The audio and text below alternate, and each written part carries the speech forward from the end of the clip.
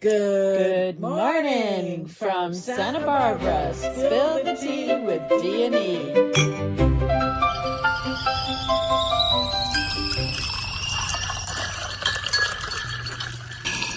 We're back. We're back. We're back again. Good morning. Took a couple days off. Yes. That's what they call family and kids. Yes, yes. Oh my goodness. It all started at midnight. I'm making, what did I make? He wanted halibut. I ended up making salmon. And mussels. And mussels and rice. And oh my God. Your children love you. Yeah. Unbelievable. I don't know why they get all hungry when they arrive. Oh, we're not going to stop and eat. What's for dinner? Oh my God. Midnight. Oh my God. That's... Ooh, holy cow. But oh, what a fun weekend it was to get to see all the kids. They're all grown up now.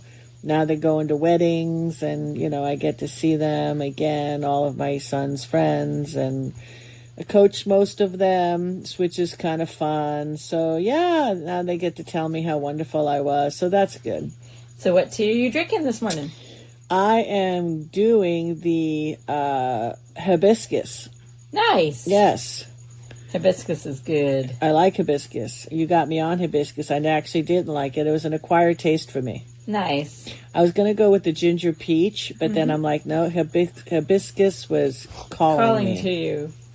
What are you drinking, Dominique? I've got dandelion. And because the kids were here, we had some whipping cream for desserts. Oh, yeah. So I have dandelion cream, a little honey, and some whipping cream. Yeah, it's a little bitter, Tastes like hockey. It's bitter, though, isn't it? Yes, because it has chicory root in it, too. Yeah, okay. It's kind of like coffee. So... welcome to Spill the Tea with D&E. Yes. I'm Dominique. We got a great topic for us today. You want to do the reveal? This is Erica. And today we're going to chat about who gets paid when America's problems don't get solved. Follow the money. Yeah, we like following the money. Yes, yes, yes. Especially when certain billions gets allocated to certain problems, and then the problems just continuously get worse and worse and worse and worse. And they don't seem to get solved. You get to be really reflective when you're in your 60s and looking back on it, and then looking at the neighborhood that you're living in and just seeing everything just, it's, I don't see growth. I see empty buildings, I see a lot of emptiness, and I see a lot of increasing crime. And Santa Barbara is such a beautiful city, and we're so blessed in the weather and all that good stuff, but still we have our problems as well, and the economy is not helping a lot of people. So we want to dig into the roots of something that has been bothering us, right? Yeah. And so this is the Spill the Tea where, we say the part that's bothering us. And we kind of want to say what happens when a problem becomes profitable. So that's kind of what we were looking at. Yeah, follow the money. Yeah, unfortunately, there's fraud, and we've seen it in healthcare, Medicare, Medicaid, for an unhoused population, immigration, goodness gracious, senior care, government contracting. The list goes on. So what happens if these problems would actually disappear? Now, that's the interesting part, right? So... well, what happens tomorrow if everybody wakes up in America and all these gigantic problems, get smaller?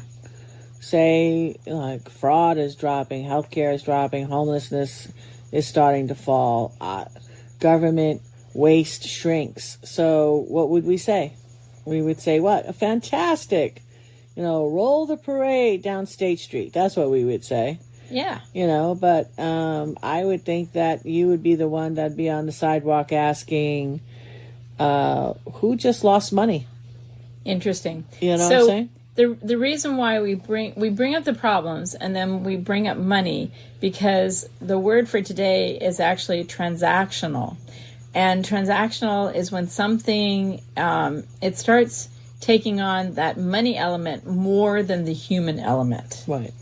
Well, you just have to understand, when billions and billions and billions and billions and billions and billions of dollars move through a problem, what happens is an ecosystem grows around it. It's birthed, right? Yeah, it takes on a life of and that itself. takes, what happens is consultants, lawyers, building, software, nonprofits, contractors. So you could say a patient becomes a billing code, a senior becomes a reimbursement, right? Mm-hmm. A person who is an immigrant becomes a labor number. Mm-hmm. How about an unhoused person becomes a program participant? Yeah. And hey, let's face it, us as taxpayers, we become the funding source. Yep. And it's not, I don't make say it's all fraud. I mean, this is the $52 billion Medicare question, right? This is the stats from 2025. As fee-for-service had approximately $28.8 billion in improper payments. Now, again, that's not all fraud. That's just mishandling the money. That's just mistakes. That's just bad systems that's not working. That's miscoding. That's human error. You know what I mean? So I tell people straight, I'm not making this as like it's all crime. I'm not saying that. Right. But the thing is the system itself that got birthed out of the billions of money being thrown around. Right, okay? is now sustaining itself. Yeah, it is. And it's like mistakes. It's like they almost want the mistakes. It's crazy. Because if you don't spend the money, you lose the money. Yeah, and that is true. Yeah. So we want people to understand that an improper payment, right, it can involve insufficient documentation, coding issues, administrative mistakes, and maybe the payment can't be fully verified, or maybe there is fraud. And so we shouldn't jump to a conclusion that it's automatically all fraud. It's a complicated picture. So why are the billions of dollars being paid improperly, and how can we fix it? That might be a better way to put it. Well, yeah, then you just have to get auditors in there, and you'd have to find out where the administrative mistakes are, and can they be verified, or like you said, or is it fraud? We don't know. Yeah. But we need to ask questions, and Yeah. we need to look. Yeah. So that's what you need. And then you have to have somebody look over who's looking. Yeah. You need to have like a You can't tool. Right. have an agency say, oh, we're going to audit ourselves. That's not how that works. Right. And I mean, it used to be in the old days, you had a budget. Every time you had a meeting, you reviewed how you were doing compared to the budget.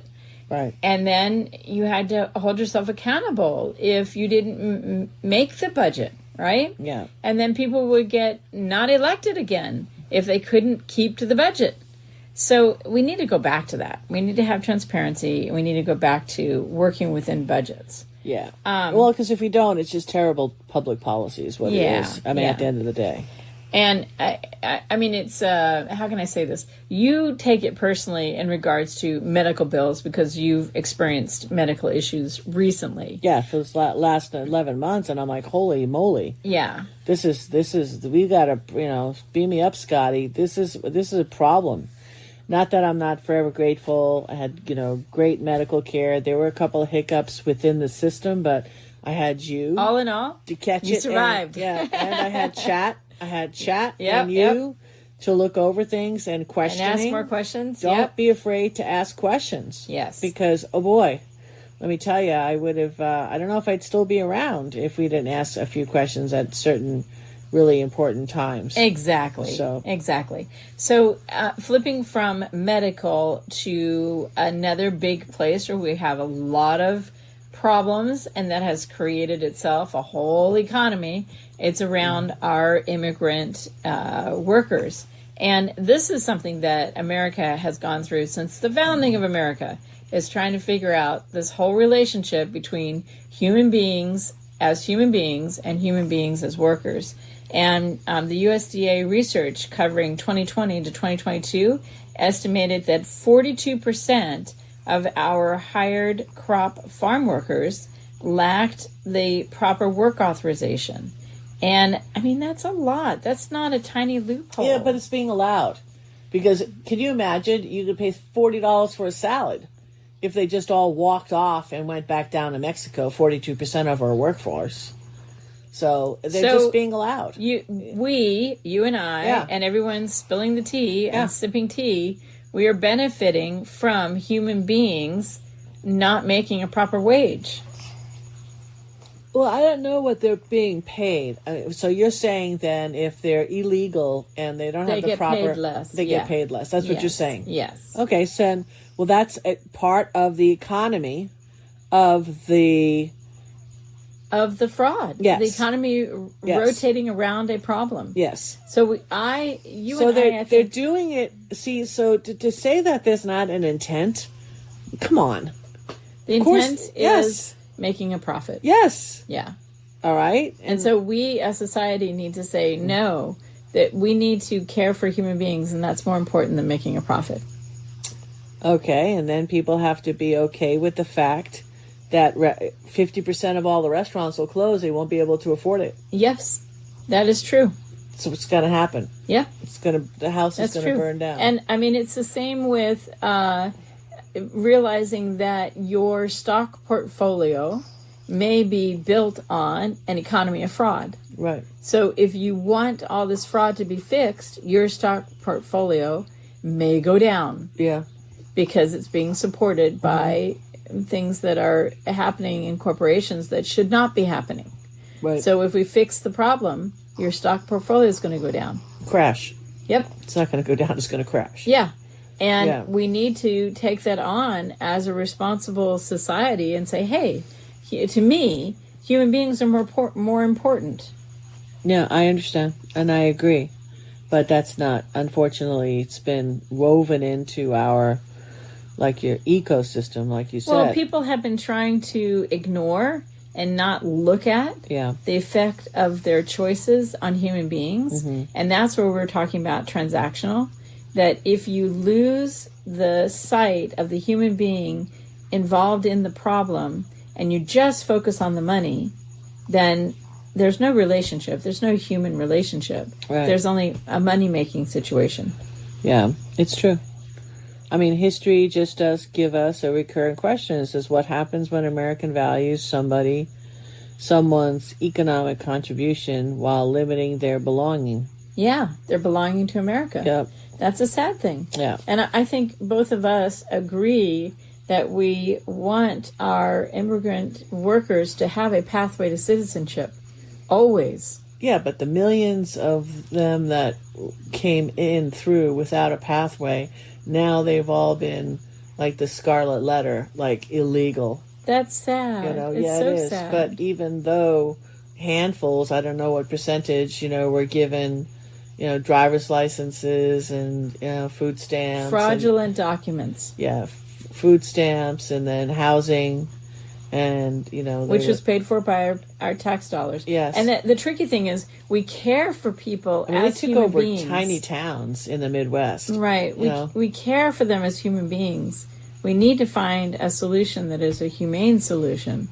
And we need to give people pathways back into... I don't know who authorized that, who paid for that. You say, I know the American people paid for that, but, why was that system allowed to be put into place? My opinion? Why are corporations have bought out our congressmen and our legislatures, and corporations are making huge profits off of the backs of human beings. I mean, how can you get a driver's license without taking a driver's test? It's part of a whole corporate greed structure that wanted to bring people in and just use them as How workers. could you throw somebody keys to a semi and say, here? Yeah, it doesn't make any sense. That's what I'm saying. But we need to realize everything has human beings involved. What's the name of that truck driving school, DeVry? I don't know. We're wanting people to spill the tea and be cognizant of how can we participate in a solution. Yeah. If we see that the problem has become an economy, how can we bring it back to human level and actually create solutions? Well, buildings are going to have to topple. That's just how it is, because it's getting darker, not lighter. Well, and I don't care who's running the government. That's some people feel it's getting darker. I feel like I just look at our community, okay? You can't tell me that there's thousands, if not 10,000 more people that need assistance. I know, Okay. but here's the thing. I feel personally, it kind of reminds me of fish in a fishbowl. There's a certain point where you've got to clean out the fishbowl, right? So you start scrubbing everything, and all of a sudden, the fish in the fishbowl feels like everything's gone dark, right? But what's really going on is you're scrubbing the fishbowl, and you're going to dump out some of that water, and you're going to replace it with clean water. And I feel like that's kind of what the universe is doing with planet Earth right now. That's my opinion, is that things seem dark because it's time for cleanup. Yeah. And that I want to have faith that it's, for me, that it's an intentional universe. And I intend compassion and I intend kindness. So I spill the tea on these kind of issues to help people think about them and choose to participate in an economy that's based on human kindness rather than, fraud and improper payments. Well, when immigrants, and they are being used right now as political pawns, and senior citizens right now are being used as a billing opportunity, people that are experiencing homelessness, and you're talking students, because they, especially here in Santa Barbara. We have students living in their cars. Yeah, and it's just been going on for years. We talked to somebody that's been 2 years now in his car. I don't know. It's very unfortunate. Patients shouldn't become procedure codes. Taxpayers should become an unlimited ATM. I mean, it's just crazy. We need to take. There's so many categories that need to be inspected. So I guess you find where your heart. My heart is with the homelessness problem that we have here in Santa Barbara. So for 5 years, I've put my money where my mouth is, and I've actually served the community in that capacity to try to offer some help, services, feeding, and whatnot. So I tell people that just to be aware of it and to have a good conversation with somebody about it, and don't be naive about what's actually going on. I guess that's really important, because it's not a left or a right issue. It's just an issue. Yeah. So. And we want people to know that an honest economy, actually things cost less. That all of this fraud and all of this corruption and everything makes things cost more. Right. If we have an honest economy, things actually cost less. Yeah, we just got to, like I said, let's keep it in perspective. We have to separate the fraud from human mistakes. Yes. Okay. Administrative errors. It wasn't necessarily intentional. Okay. But fraud is intentional. So you can't intelligently solve a problem you haven't accurately defined. So that's what I want, eyeballs on everything now. Because until you actually recognize which is fraud and which is a mistake or which is a system that's just not set up to function well, there's people that, you have and you want to have incentives for things to be done with honesty and integrity. Yeah, you just have to have people looking over everything. You have to have an audit trail. Yep. And you can't self-audit. We all know that. Yep. Yep. And I would just like to have policies, any kind of policy. Let's write up a good policy, and if the policy isn't good, then let's fix it. Yes. Let's vote on it and let's fix it. Yep. So, yep. Anyway, I like that. Yeah. And of course, I believe in protecting the workers and protect honest employees. Yes. Care, kindness. Yeah, it is just love, right? Caring and kindness. Just love people. Yep. So, and the thing is if the media would support solving the problem, okay, that would be amazing. Instead of shooting the messenger, which is what they always do, and then cause the messenger a conspiracy theory person. Right, in order to get come you on. not to spill You got to the tea on it. reward prevention, reward efficiency, reward success, Yes. reward fraud reduction, reward faster lawful processing, reward measurable results. Yes. I mean, we got to keep... There's the incentives. Yeah, just reward people that are doing a good job. Absolutely. So that's your dinner conversation tonight. If thousands of jobs depend on managing a problem, then a system, honestly, if we could just stay objective about eliminating that problem and then creating a system to maintain that situation so that it doesn't create any kind of problems. Right. We want to create systems based on the solution, not based on the problem. Exactly. So just pick an issue, whichever issue it is. Pick anything. Whichever is at your heart. Yeah, it could be anything. So, and go find an actual audit, okay? And then start asking questions about it. Like, what did we spend? Where'd the money go? Yep. You know, that's just what basically did we get for where the money went? Exactly. So that's always stuck with me. It's always follow the money, you know, and then when you see things just get worse and worse and worse and worse, and all the money they want to spend to fix it. Oh, it's so ridiculous. We're going to have to do something. We can't just sit around. We're going to have to do something. You can't have a prosperous society that way. Yeah. We need to come back in alignment with honesty and integrity. So raise your glass of tea or coffee or whatever you're drinking. And here's to asking difficult questions without losing your compassion. How about that? Yes. And what do you want to toast to? I want to toast to looking for those positive incentives that help us actually get to the solution. Oh, I love it. I love it, love it, love it. And I love all the downloads that you showed me that we're receiving. And I'm so sorry that we had a little hiccup. We had family.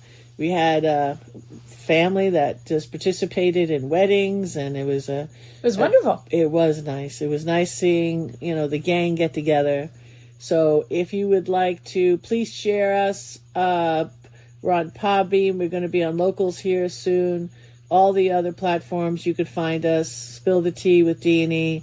If you'd like to support us in a deeper way, best place to go is sbwellness.org. So I hope you enjoyed today's podcast. Until next time, bye for now.